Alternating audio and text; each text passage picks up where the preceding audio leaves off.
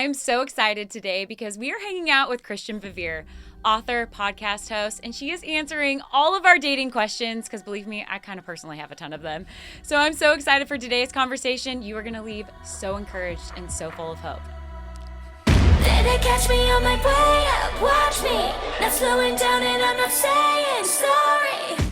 Christian, I am so excited that you're here hanging out with us today, kind of diving into a little bit of the topic that's your world, which is dating.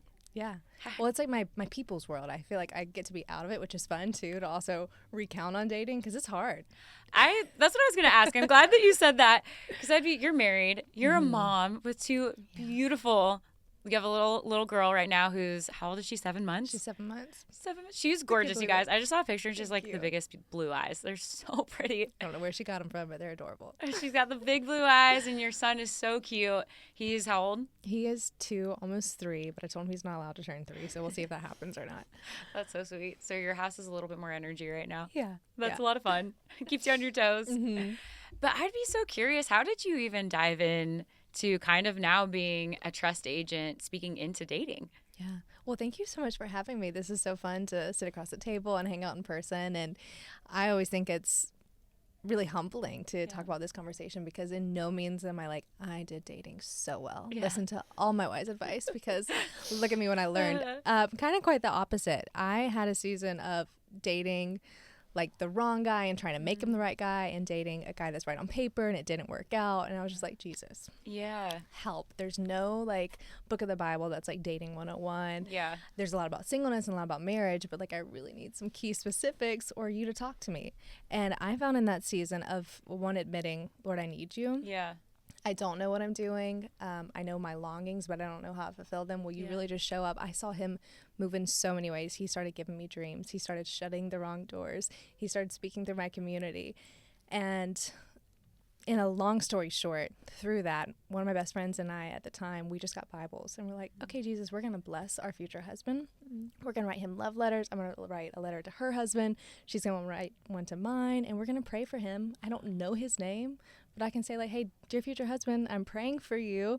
You are blessed. I'm believing that you're coming. And I'm going to rest in that as like, this is where I'm putting my desire right now. Yeah. I'm not looking for it to be qualified in the next state that I have. I'm not looking for it to be comparing to my friend's timeline. I just know that if God brings it, then like he's going to bless it. And so like that's where my hope is going to go. And he taught me so much, Kylie, about myself, about what I was longing for, why I had certain longings within that desire. And I just saw him really write a beautiful love story.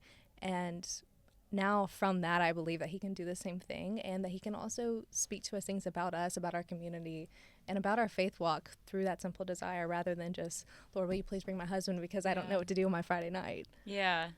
So that's kind of how I got started. I saw a video of a pastor the other day, and he was explaining, he said what you just said, like there's a lot about singleness in the Bible, and there's a lot about marriage in the Bible. Mm-hmm. And he explained the gap of dating because the concept of dating is fairly new. And he presented this idea. He was like, people have only dated for the last 120 years. Like, There's only been a handful of generations who have dated. Everything before the last 5 generations has been arranged marriages, or the culture was always different. Yeah. And so we're actually experiencing something new. Would you agree with that? I would. And then as many experiments as we see kind of like in our guinea pig age too in different ways, I'm like, is it good that we are exploring like a brand new territory if it's worked in all these other seasons, which granted each generation has their own struggles within the context of relationships, but I do think we've kind of overcomplicated it. Yeah. Does that explain why people are getting married later and later and later? Well, what's crazy is you look at it about like 50 years ago, people dated, quote unquote, got to know each other for about like 2 weeks. Now it's 2.5 years. That is wild. Yeah, I've seen Pride and Prejudice. Yeah. Okay. They saw each other 3 times and fell in love. He's like, you. I don't like you, now I love you. Yeah, exactly. Now it's 2.5 years. 2.5 years, That's which wild. there is some things within that. I mean, we have college now. We have different levels of success and financial stability. People are leaving their homes rather than having the comfort to be able to explore and go out. They're kind of like, I have to pull myself up by the bootstraps a little bit. Yeah. So I think there is some wisdom within times of waiting. But I think I do want to call it an issue is we think we want to know that we know rather than trust God's knowing and like step into a little bit of the unknown with dating. Like you hear the taboo lines that I hate so much of like, you got to test drive the car before you buy it. And just these ridiculous like erroneous statements that I think we really get in our heads so much. So when I tell people, hey, when you know, they're like, what does that mean? How do I know? Like, what does it look like on paper? I'm like, you have to have some kind of trust within that. And self-knowing and assurance that you've worked out in other areas besides dating.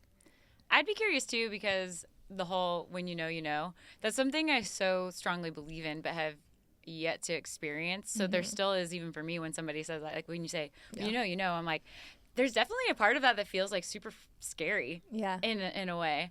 But I'd be curious in your own life, like how did you experience that when you know? I mean, if we're being straight up, I knew because I had times when I thought I knew. And then experiencing the real thing, I was like, oh my goodness, that doesn't even compare to the peace, to the assurance.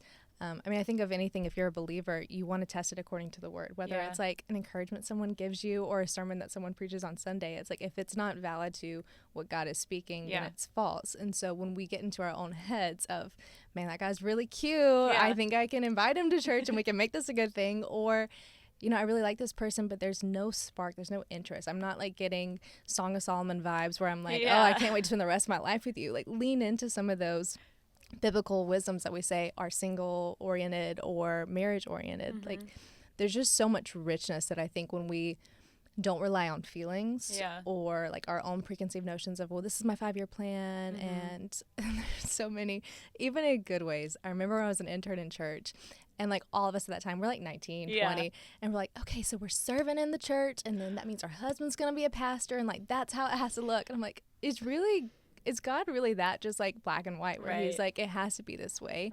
I think one of the biggest things I want to encourage people to do, which is scary, and I'm glad you mentioned that, is like allow God to speak in your life. We just did an episode with Mia Fields, who is absolutely incredible and Australian and hilarious, but she said dating into her mid-30s, she was still single, and it's an incredible story. I'd encourage anyone to go listen to it. But God gave her vision of, I'm going to make something custom made for you. It might take a little longer because it's fabricated. It's not just copy and pasted, but it's unique. And I think there are unique things like within your story, within someone listening's story, where if we are brave enough to venture the waters of, I'm going to release this, I'm going to trust this, I'm going to get uncomfortable, there's just something so special within that. I do love sorry, I got like distracted by the waves out there. We love Gary. Oh, we finally got him. I did. You can't turn away from the Gary down. It was Gary's birthday yesterday. Oh, well, he's the son of the people who did all this. So Fred. We've been having fun saying hi to Gary. He deserves. He's amazing. He's the best hugs you'll ever receive in your life. Yeah, try to hug him before you leave. Okay, I will put that on my to-do list. The most pure, loving hug. The most. Okay, well.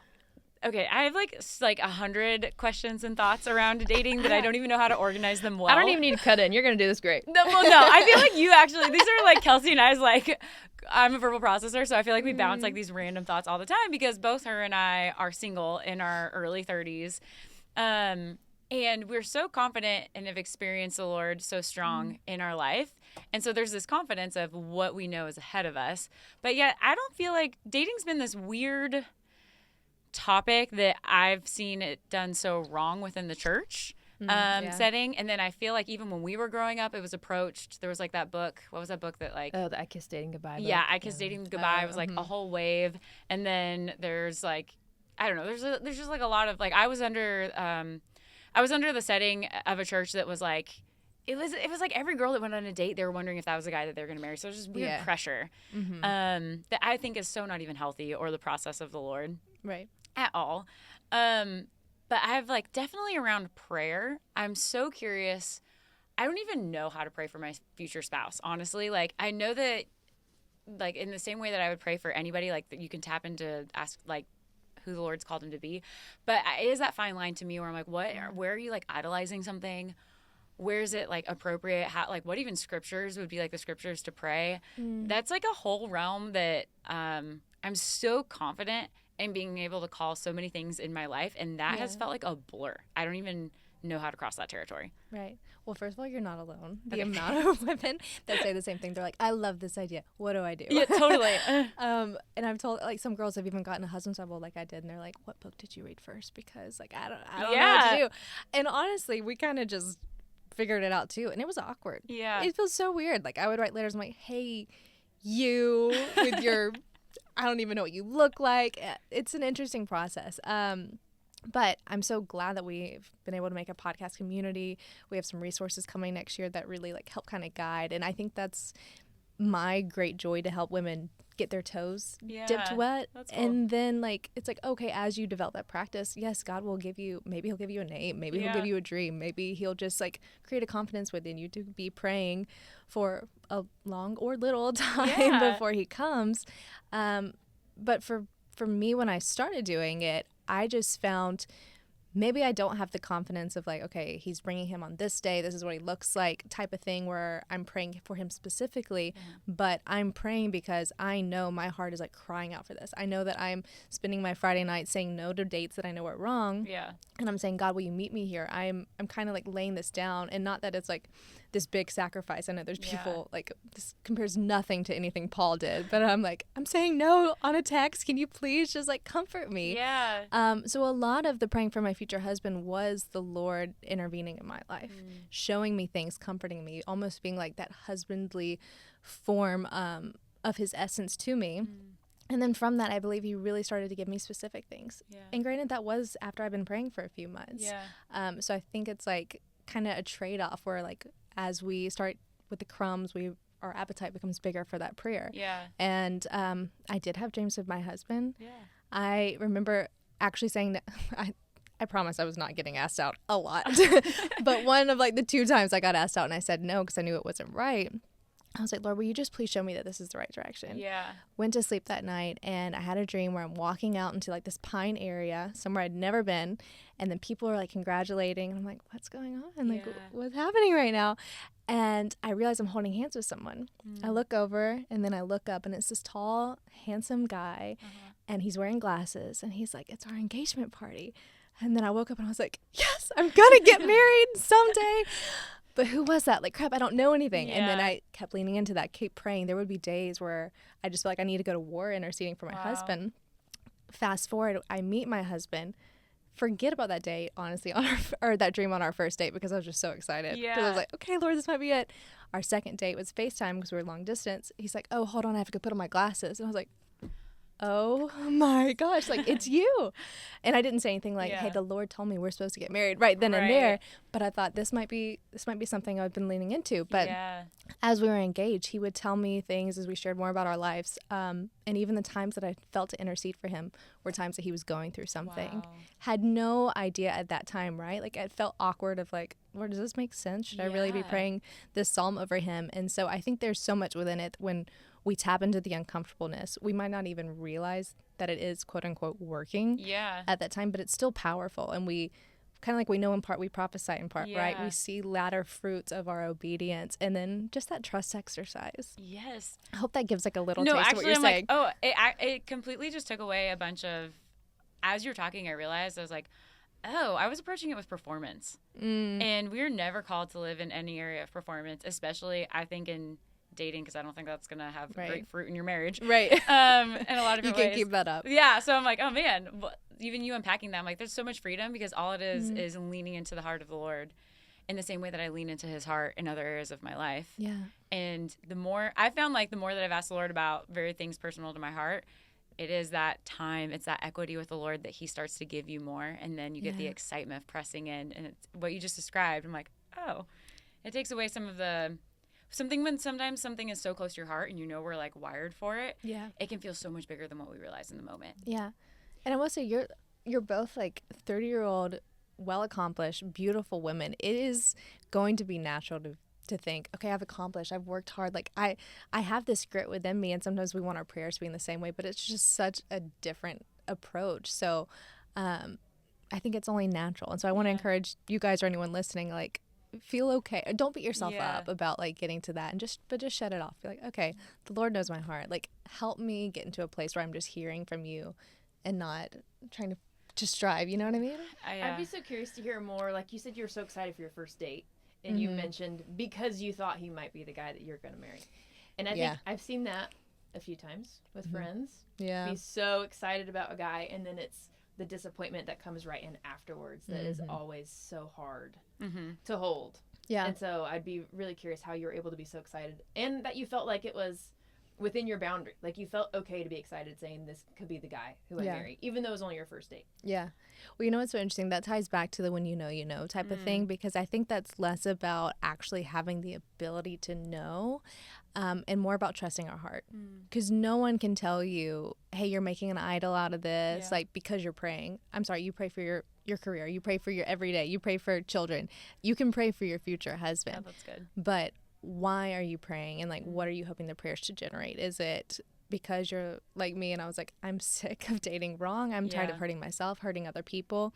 That really was probably my biggest motivator, is realizing, hey, these bad dates aren't just affecting me not getting my husband. They're hurting other people too. And so I think part of that accountability, God's like, I can work with that. Like, I can do something.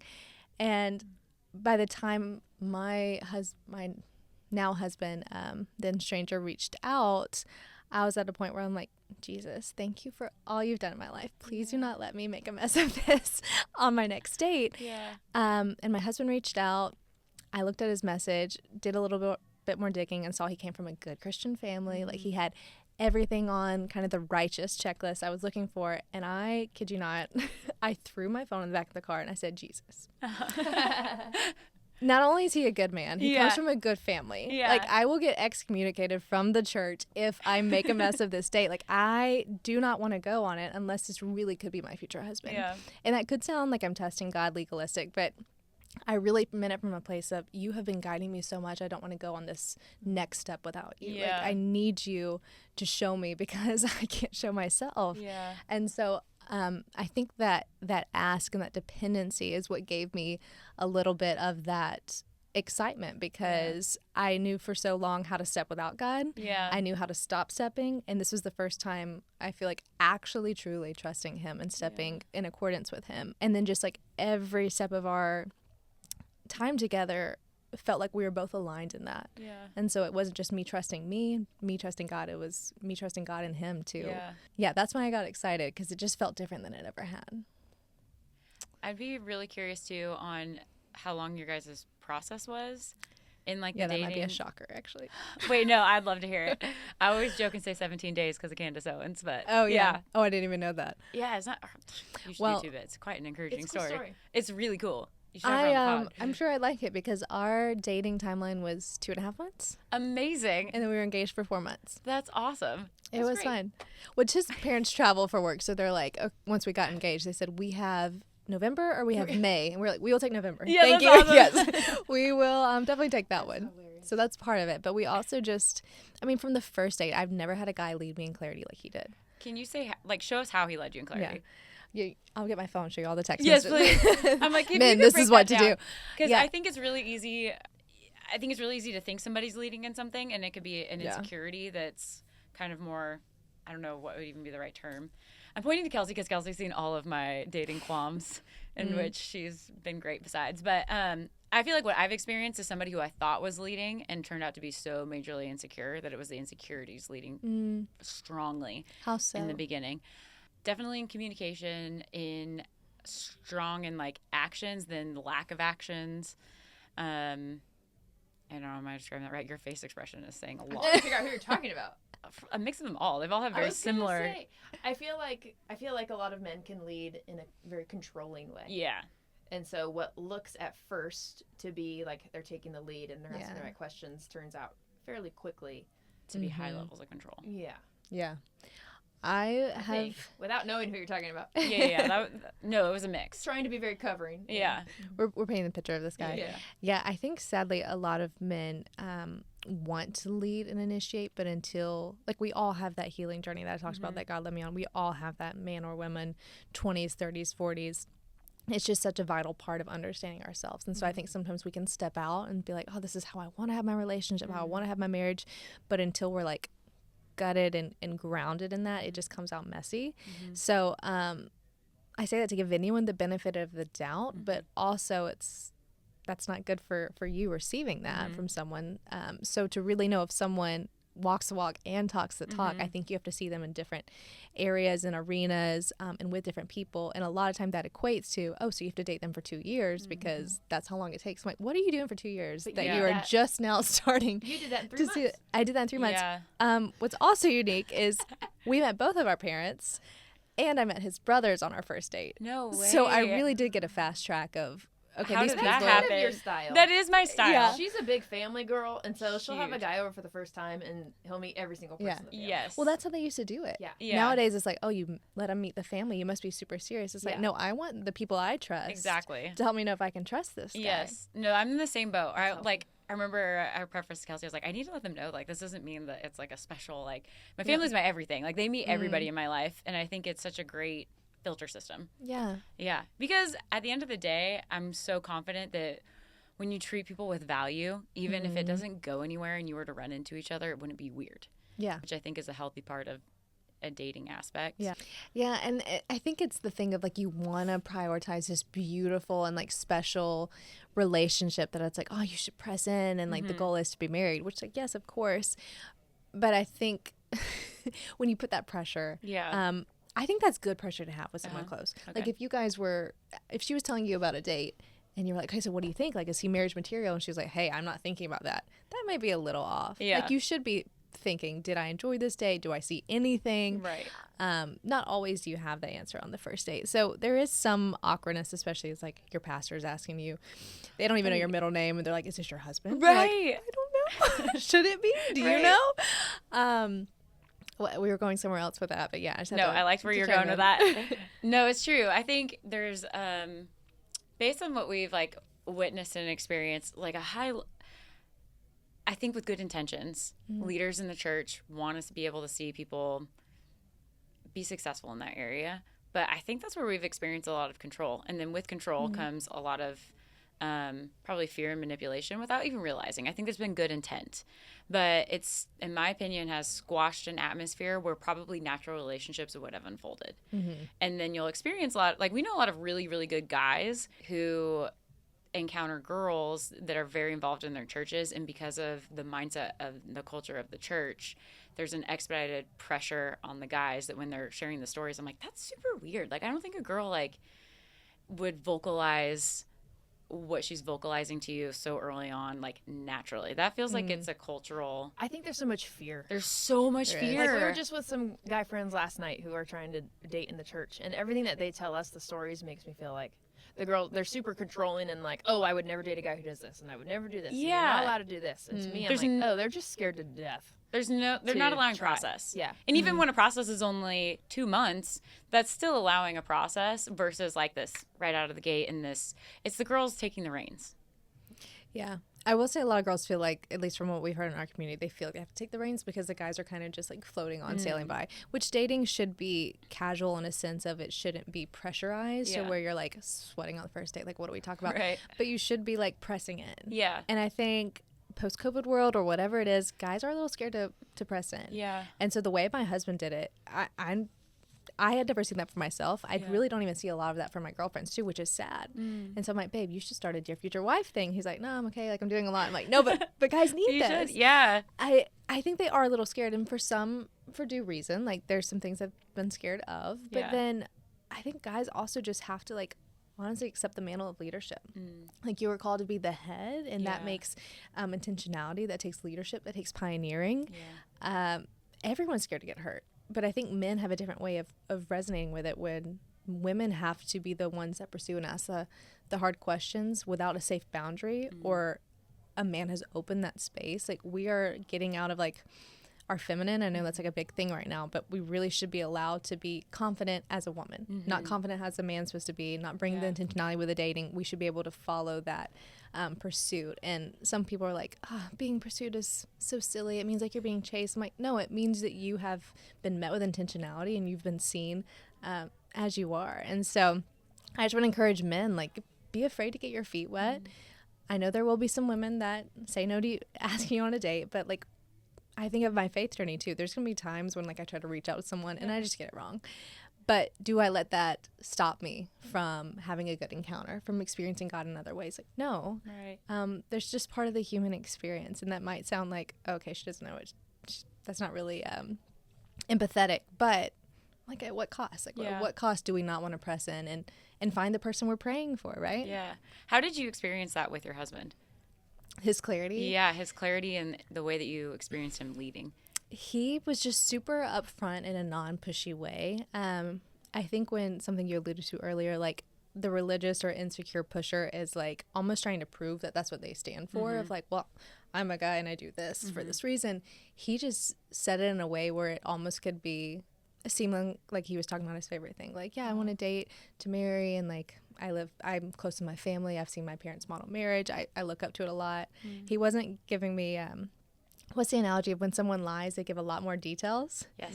That's kind of what I see within, like, if I'm telling you I'm such a good guy because this, and this, Yes. you may be still trying to be that really good guy. But if you just show me and, like, you're confident in what you're expressing, I know that you're living it rather than trying to tell yourself. So he would tell me what he's passionate about. I would ask him the hard questions on our date because, again, I was like, Jesus, like, show me that this is the right path so I don't make a mess, that this is a person that I'm aligned with. And not like, how many kids do you want and what are we going to name them tomorrow? But like, what are your dreams? What do you want to achieve in this life? What's important to you? What would dating me look like? You know, kind of things like that. And I just saw there was such a sureness and peace within him that as he started telling me the things he was passionate about, I could see that all over him.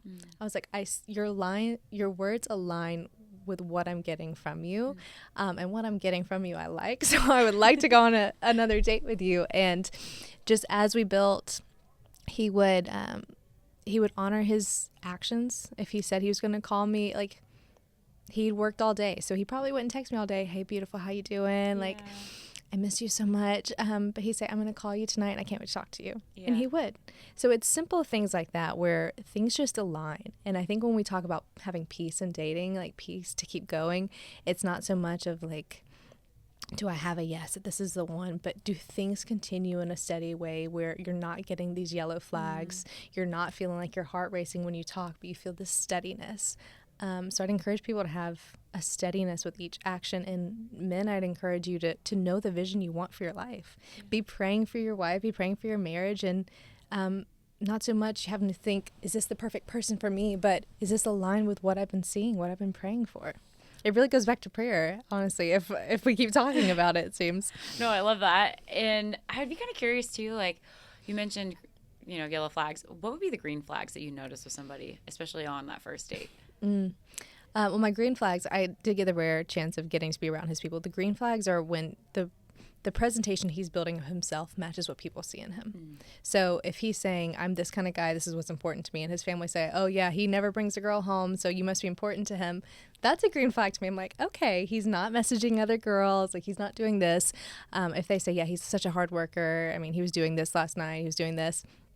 So green flags are what he's saying is aligning to what people are saying.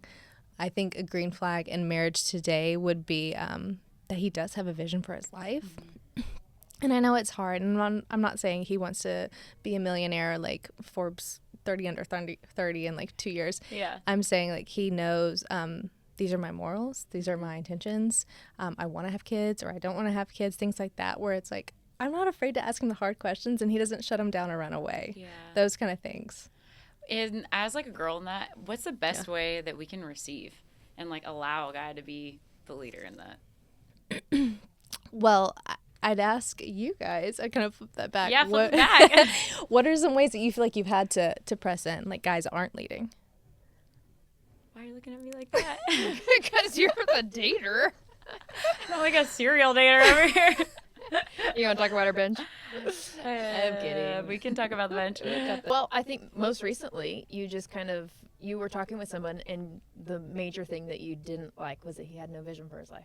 Yeah. And so interesting that you said this those. is confirming. It was really tough for me because the most attractive men that I've ever encountered who may have not, they may have not even been the most physically attractive man in the room, but their presence was so attractive. Yeah. I noticed that the common thread was that they absolutely loved what they did.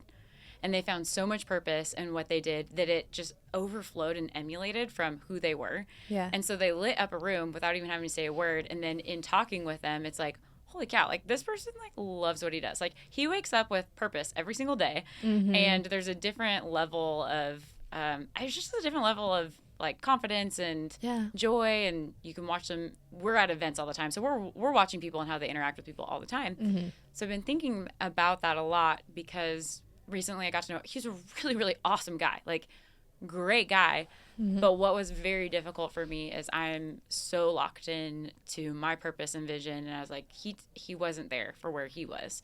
So it was frustrating for me because I didn't feel like he was leading in the way that I desire to be led.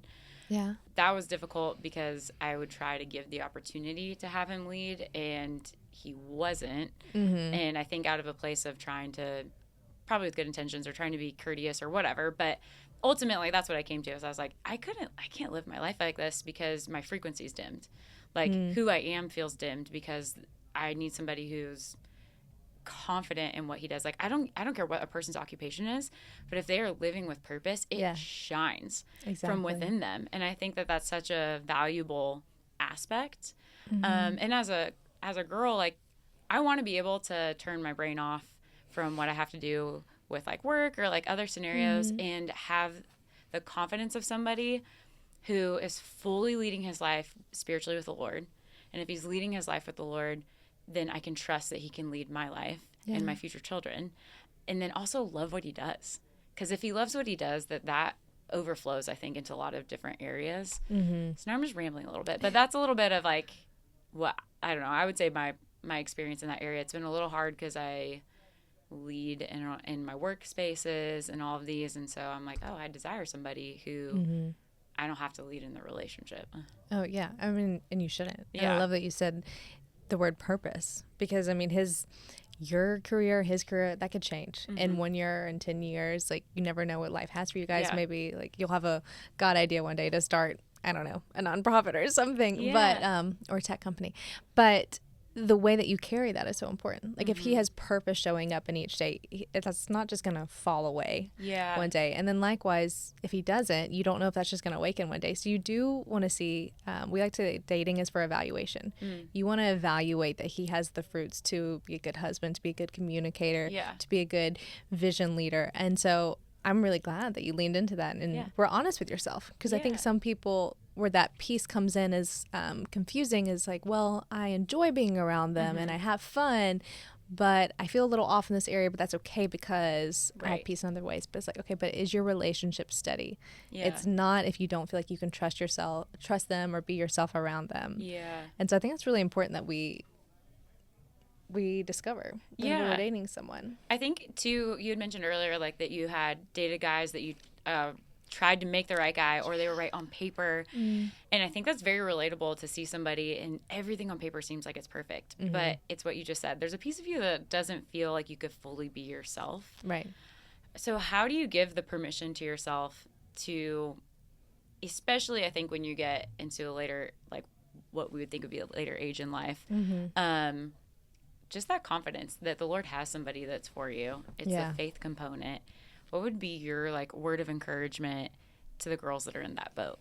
Yeah. Well, I think on the other end of that is be okay with being picky, because if it just worked out to get married to someone, it would be so much easier. Yeah. Like it could be so, I think you'd love my husband, but I don't think, I have to believe that I'm the match for him. Yeah, absolutely. Or you might like her boyfriend, but it might be a good friend for you and boyfriend for her. I think there's unique specifications that God puts within us. That He's like, oh man, I love this in Kylie Jean, and I think it's going to partner really well with this person. Yeah. So I think we kind of pigeonhole it like, oh, is there the one? Does God bring the person? And I believe yes, but not in the way of like, if you don't go to Starbucks on a Friday, you're going to miss your person kind of thing.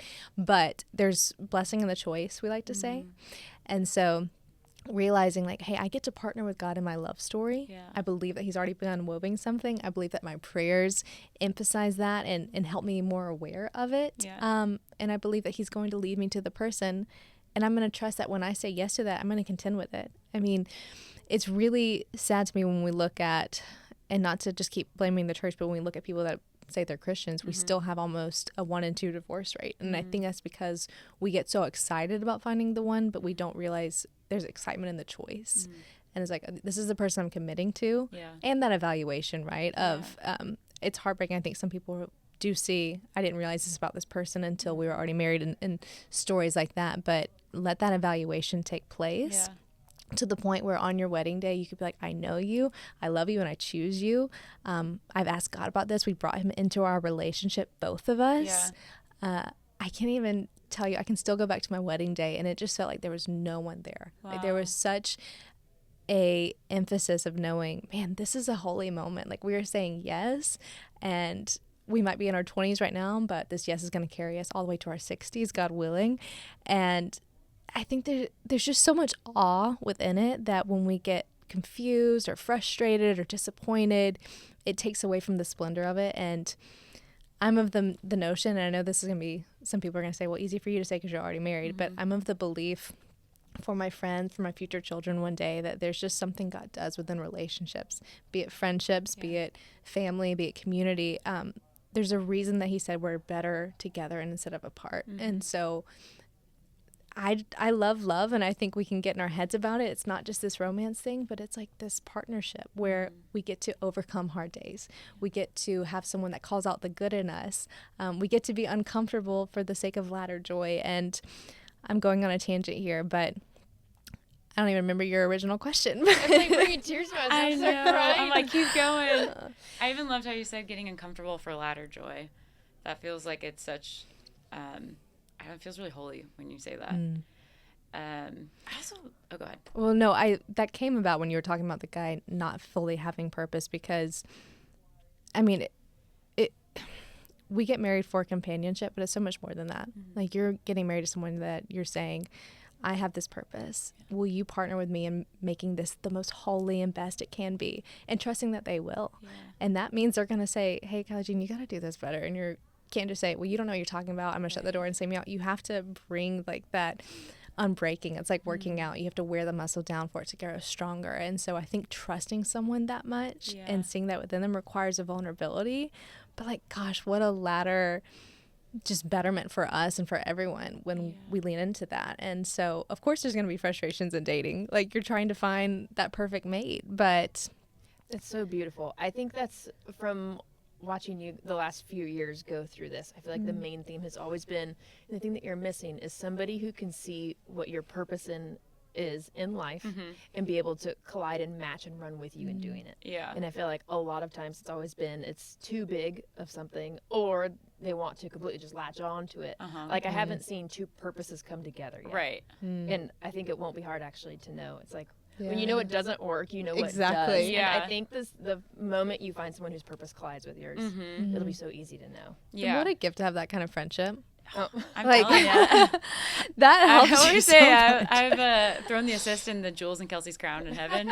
She has been the most incredible friend through all of the life celebrations and through some of the deepest pains, but especially in dating. She's been a really great friend in that. I love that. Which is a gift. I'm also like really curious. How did you even get into this space?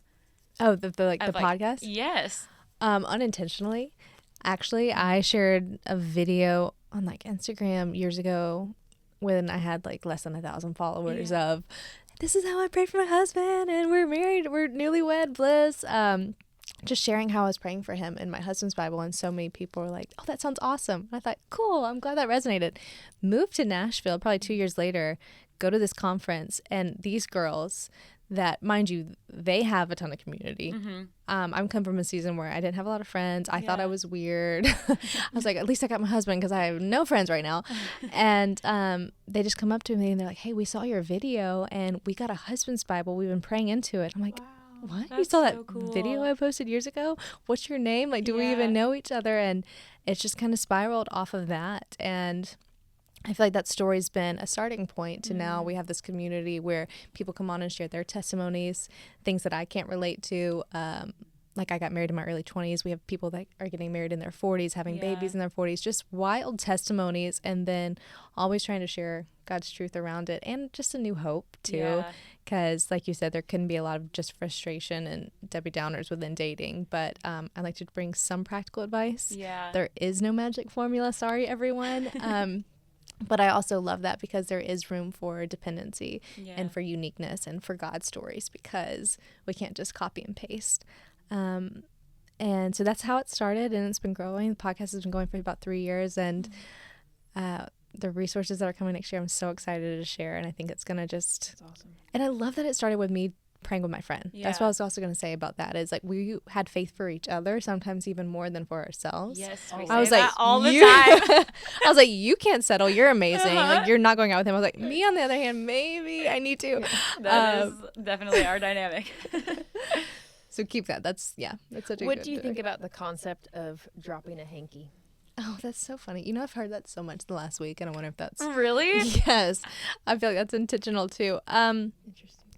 You know, I think if we just try to sit here and wait, like if I'm sitting here and I want you to ask me a question, I'm just staring at you and like not giving you any inclination. How on earth are you going to read my mind to know? But I'm also not going to just drop so many hints where I feel exhausted. Yeah. I want to be able to say, okay, maybe Kelsey and I can have a conversation, and if we're aligned, our minds will go to the right place. It's going to feel like it is effortless. We're thinking the same thing. And so when it comes to pursuit or showing some interest, come on, be yourself. If you are introverted and you want someone to notice you for you, you don't feel like you have to be someone other than yourself. Don't fight that. Yeah. But I feel like you're both vibrant people. If you're in community and you're like, I don't want to dull myself down. Be yourself. Smile at his jokes. Again, some guys are scared, and understandable. We've been online for the last 5 years widely. Just like smile at them and laugh at their jokes and ask them questions too. But don't like when you're at the point, and we know this, right? We know when we feel this place when he's like, yeah, I'm gonna go with my friends. You're like, oh, what are y'all doing this weekend? Like, where are you going? If you have to nudge him to ask you out, I feel like that's more than like dropping a hanky. The thing I picture, it's funny you mentioned Pride and Prejudice because I think of the little sister. I think when the soldiers are coming by and she drops the hanky and it just gets trampled on. Yeah. That's what I envision the most, when it's like, how much are we willing to put our hearts out there to be good. unguarded with what we want, and how much are we just going to say, okay, you know what, my approach, some people are different, but I would probably just show up and like watch them and smile. I don't necessarily want to like throw something out there to not be received, right? So that's kind of my weird Pride and Prejudice advice. No, I like it. It's like a fine balance of personality and it's that value exchange. Right. It's when you're around somebody and you're present enough where you can have that. Yeah. I do think that online, I'd be very curious on like your take on online, how that's shifted that culture, because it has. And you were in a long distance relationship. I've been in long distance relationships, dating apps, like it's kind of created this whole new horizon. Yeah. I had never been on a dating app until recently, and I was like, this is the worst. I can see why it's like a degraded culture, because it makes everything so not materialistic. It's very shallow. Because one, I am super dyslexic and never read, so I'm not like going to be reading their profile. Like that's just not my. She showed me one guy the other week. And I asked her a question. She's like, I don't know. He doesn't have his Instagram on there. I don't know what he does. I don't know where he lives. It doesn't and give I'm last like, let me names on see this it. thing. And I look at it and I'm like, it's literally there. linked. I don't know what he does. I'm like, it says right here. She's like, oh, I didn't read it. No, because I'm like a video girl, and so through this whole process, I'm like, I hate this, because so much of what's attractive to me about a guy is his presence and what he carries on the inside and how that shines bright. And sometimes pictures you can like see if somebody has like a great smile in their spirit. You can tell in their eyes, like if they have kind eyes. But or what kind of pictures they're posting? Is it like mirror selfies? Or it's a little shocking. I'm like, you can tell that they just have their screenshot from Snapchat. I'm like, I don't need that on here. What the heck? Yeah. Weird stuff. And why are you in your mid-30s on Snapchat? Literally, I would like to know that too. true. It's That's got like true. the black I didn't know text Snapchat was box. still a I'm thing. like, bro. So somebody could do an entire thing on how to help guys with their online dating profiles. But No Snapchat. No Snapchat, please. No mirror selfies. It is interesting because I feel like it's completely shifted what the whole dating scene has looked like in a lot of ways. And I don't know. I'd be just kind of curious your thoughts, especially speaking to Christian women. Yeah. I don't know. Oh, we get so many of those questions. Like, is this okay? Like, Yeah. is this holy ground, or is this like sinning? I'm like, I don't know if we can go that far. At least I'm not allowed to speak to it. I think my number one problem with dating apps is it feels like the easy route. So maybe you do meet someone in person and it's like, well, I'm just going to get their Instagram and connect with them, and then I'm going to keep DMing them. And it feels like we're running good things into a hole, or we're not fully sharing who we are because we're hiding behind a screen. Yeah. I don't know if it's at least my prerogative, I don't think it's a bad starting point. I think it's a really terrible trajectory. So my husband and I actually met online. Oh, amazing. We did on Instagram. You mentioned the message. I was going to I'd ask. love to hear. Instagram. Look, there's a whole God story behind how I even found my page, but Okay, wait, Was this can we- after your Bible post? this was, so I had gone to college, thought I was going to go work for like ESPN, got turned down, all these like shut Okay, doors. wait, fascinating. I would love to hear about that. There's a whole, how much time do we have? we got all the time you need. Ended up going back home, working the job I did in high school. I was like, I just spent a lot of money and a lot of time getting a degree for what? To go back to the same thing. It was this whole Been discouragement. There. Done that. Oh, there's a whole faith lesson in that. But I met the girl that I prayed with for my future husband. I met her. She was working the job, and my boss at the time, she was like, you should hang out with this girl. Like, she's been working your job. I was like, she just wants to keep the job and like kick me out. I know what's going on here. Yeah. She was actually incredible. We hit it off so well. But we were together in the same town for a year. She ended up moving somewhere, which of course I was like, okay, cool. The single friend's still back in the hometown. It's fine. And I went to visit her. I trying to make this condensed and purposeful. Visited her. Another friend was visiting, and she said, oh, I'm applying for this job at this place called Messenger. And I was like, cool, what's that? She told me all about it. I was like, that sounds like my dream job. And I was like, cool, fine. It's, I had a little comparison still in my heart. God was still working on that. But through her applying, she ended up visiting me later, takes a picture with me. My first time hanging out with this person. And he sees that picture, my husband did, when he was evaluating her resume. No way. And he's like, I like that girl. And first of all, it was the picture that I was like, please delete that. I look terrible. So the next time that happens, don't do it. It That's could lead to awesome. your husband. And so we met online. He was like praying about it. He was asking his friends. He's like, am I going to be that guy that DMs her? Like, is that wrong? And he said, yes, you will. And he said, I'm going to do it anyways. I love that. And so we had our first messages on DM, but he was really quick to go from like the modern dating to the gentleman. Yeah. Because he got my number. He would only call me, wouldn't text me, would not text me until we actually had our first date, which I very much appreciate because I do think it's easy to get caught up within the virtual world and you're missing out on so much of the personality where maybe you think he's not a great guy, but he is, and he's just not the best texter, which I'm a terrible texter too. No shame in that. But then it also is a lot easier to get within the confines of dating. And again, that can be dating on apps. That can be dating comfortable without a vision. There's so many ways that I think dating isn't the villain, but we can get so comfortable or so misled within it. So I do like to look back at how are they dating 50, 100 years ago? Yeah. What is the wisdom of the word? And the wisdom is singleness and marriage. So when you're in that timeline, you really have to stay tied to one of those. So if you're dating, live as a single woman of, I'm not just going to drop my hanky, give my heart to someone because they're cute or because they have potential, but I'm also not going to act like we're married until he's shown initiative. He shows that he wants my heart and my heart only. Yeah. So I think that's kind of my wisdom of navigating that realm. Well, I think the prayer aspect is huge. Yeah. You were able to kind of take the weight off of that because I have heard it framed up as an idle conversation a lot. So I really, really value and appreciate that. I think as a girl, we want to be able to be that, especially a driven girl, you have to allow yourself that permission to receive. Yeah. Which is something I've had to really be intentional about in my life. I feel like the difference, what you've mentioned a couple times is you are so busy and you're running. I'm so busy. And you have a lot and you're working on a lot of different projects. And what we've been saying is, it's been a theme the last few days, if the right guy came along, you would leave all that. Yeah. Like there's something that takes precedence, and it's because you're running into purpose, and you're not just chasing a title or chasing a job. You're doing what the Lord's given you to do now. Yeah. And if you did slow down, and if we did stop traveling, and if we just kind of sat around on our hands and waited for a guy to look our way, we wouldn't be operating in what the Lord's given us to operate. And I'm a big believer in multiplying our talents. So how can we continue to run at the pace that God gave us and trust that a man's going to come along at the right time? I love that you posed it that way too, because what I'm hearing in that as just a new friend is that you're not so contrarian in this is how it has to be, or like I have to be allowed to do this. I'm hearing you say I want to be using what God's given me. I want to keep being purposeful. I don't want to dumb down what I'm doing, but I'm willing to change and I'm willing to grow and go where you lead me, God. I think that's so crucial too. Like we talk about having vision.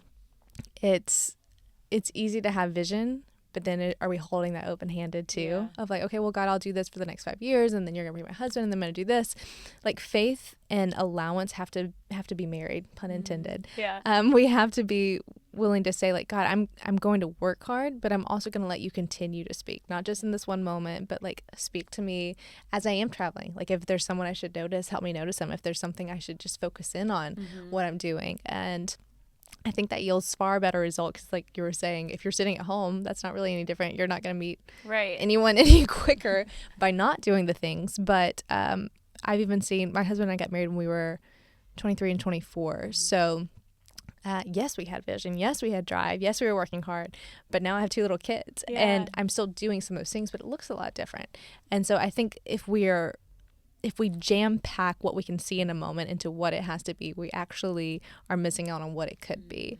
And I'm thankful that God continues to speak in every season, every year, every day. We really need it. And when it comes to dating, I just think the encouragement I hear too is, sometimes it's either, okay, well, you're a successful woman and you're way too intimidating, you're way too picky, you're not going to ever find anyone that suits your needs, or you are not doing anything. And I love Proverbs 31, not just because, okay, be a girl that does it all, but I love that that's actually a mom's encouragement to her son, and she is giving him a vision of what to look for in a woman. And it's not, okay, well, be the successful woman. She's saying, look for a woman that tends to things well, that laughs at the future. She's not carrying stress and striving. She's actually working forward in purpose.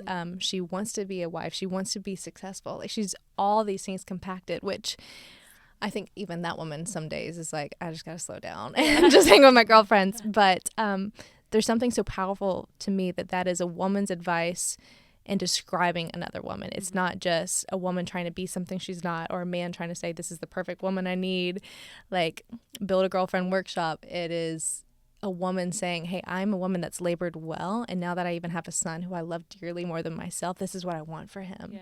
And so I think as we are single women, we say, okay, Lord, I do want to be all that I can be within your strength and within your will, but then also just like praying for someone to come alongside that and praying into it, because I think that's where we get a little ahead of ourselves, is when we're trying to do everything in our own ability. We're trying to date in our own timelines, but if we're saying, okay, God, I don't know when I'm going to meet him. I don't know what tomorrow looks like, but I'm going to keep trusting. I'm going to operate in faith. Maybe I won't get married. That's something I hear a lot is, well, what if I pray and I never meet him? Or what if I pray and God has me to be single, because that's what Paul says. I think I actually believe that Paul was a widow. We're not fully sure here. And he was doing a lot. He was like going to islands, getting shipwrecked. Like, I think it was better for him that his wife wasn't at home wondering when he'll come home. But marriage itself is not a bad thing. Marriage is a beautiful thing. It is a purifying act. It is a partnership act. It is a faith enhancer. It's been, at least in my life, it has been. And so just like pray with faith, not that the act is what enables the faith, but the faith is what enables the act, because that's just our position. All we have to do is live in faith. All we have to do is keep believing and asking. And then I think when we ask and actually give that to God, we can have the peace. If we hold on to the ask, we're a little bit more stressed and a little bit more trying to do it ourselves. So I'm in full support. Like, pray for your future husband. Pray for your marriage, because what else are you doing with that desire? It's not going away. You're not just going to shove it down. That's when things implode. Can I clarify one thing? Yeah. I said you would quit everything you were doing. Yeah. And I didn't, that wasn't clear. That's not what I meant. I know you're so clear with what the purpose God has on your life for, that when the Lord shifts that and it's a season change, you would be willing to obey that. You're called to be a communicator. And so right now you are communicating with all of the open doors and opportunities that you've had, and you're honoring the contracts and you're honoring the people.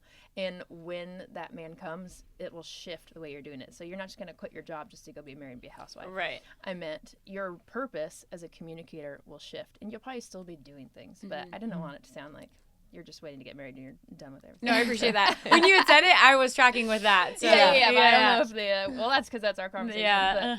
But I think that's why it's so important to knowing your purpose and knowing why God created you, because if you can be confident in that, then you can also bend and wave with the Lord and what he has for you in different seasons. Yeah, it's true, because I think it's really easy to, or a lot of people I've even heard of, I've had like great conversations with people who had rough patches in their marriage because their identity was in the person they ended up marrying.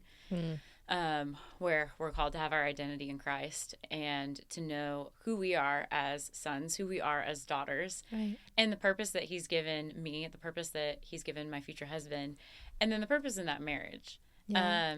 So I think that is the beauty of time when you are single, and 100%. it's you with the Lord. Like, that is I wouldn't change anything. I would have thought that I would be married with kids by now, and there's a lot that I would have thought would happen, but there's a lot of opportunities I wouldn't have been able to say yes to that have been, I would have been so hard to be married to in my early 20s. I was just so strong-willed. So I'm like very grateful the Lord's been so kind, is that I've gotten to do a lot of incredible things because of doors that he's opened. I'm so much more confident and solidified in what he's called me to and my purpose. And then it's allowed me to go through a lot of the road is narrow, few will find it. And to have that opportunity to give him things I didn't realize I was carrying that I'm super grateful for, that I don't have to bring into my marriage with me. And I'm confident, as Kelsey said, we say, like, if we exist, they exist. I'm so confident that who the Lord has created me to be with has gone through a process similar. Yeah. And that's the joy and the faith aspect for me of what lies ahead, is that there's a lot of hope. And I think everybody should be encouraged. And you've done that so well in the way that you communicate so gracefully. So even just to say to you, it's been such a joy spending this time with you, because you communicate with such a grace and a beauty that it goes into the spirit completely differently than anybody I've heard approach this topic. Oh, thank you. It really is really beautiful. And I can see why the Lord's just gifted you with this lane to talk into, because it's so pure, it's so holy, and it's something that is really close to the Lord's heart, and it's really close to our hearts as women, as men. It's what we've been created for, is to come in purpose with somebody and to have a family, to think multi-generationally. So this conversation has been something that's really blessed me. Thank you so much, Christian, just for your time today and for even being willing to talk about this.